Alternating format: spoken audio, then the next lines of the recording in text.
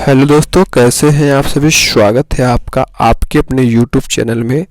तो आज के वीडियो में हम लोग सीखने वाले हैं द्विगु समास और बहुव्रीहि समास में अंतर क्या होता है।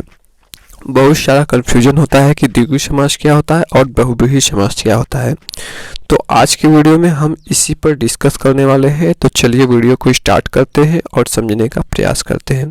पहला हमारा दिया गया है द्विगु समास क्या होता है। तो द्विगु समास वो होता है, द्विगु समास का पहला पद संख्यावाचक होता है। संख्यावाचक का मतलब क्या हो गया, तो संख्यावाचक का मतलब होता है कि इसमें जैसे संख्या, जैसे पंच है, ठीक है, पंच है मतलब 5, ठीक है, इस प्रकार से शब्द आता है। यानी पहला पद और दूसरा पद क्या होता है, दूसरा पद क्या होता है, विशेष्य होता है। ये दो वटी शब्द है, क्या है, विशेष्य है।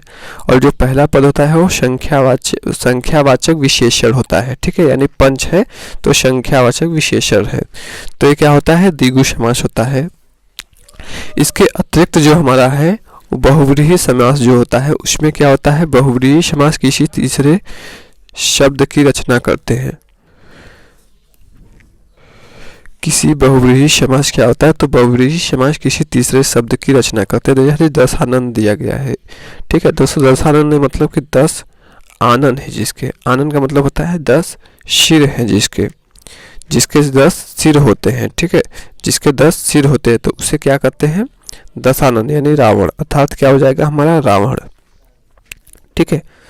तो जो इस पे तीसरे शब्द की रचना हो जाती है तो उसे कहते हैं बहुव्रीहि समास, ठीक है।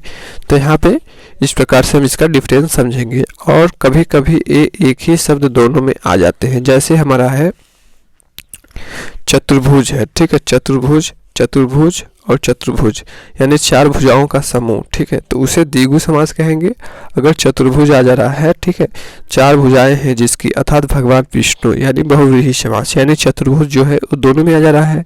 तो ऐसा कभी हो जाए कि पेपर में दोनों ही समास पे आ जाए, ठीक है। जैसे चतुर्भुज में एग्जाम्पल के तौर पे है कि चतुर्भुज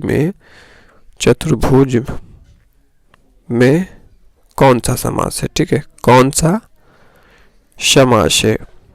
इस प्रकार से अगर प्रश्न आ जाए पेपर में, ठीक है, तो क्या करेंगे, हमें दोनों दिया गया, जैसे कि हमें द्विगु भी दिया जाए और बहुव्रीहि भी दिया जाए, ठीक है, यानी द्विगु भी रहे, ठीक है, और बहुव्रीहि भी रहे,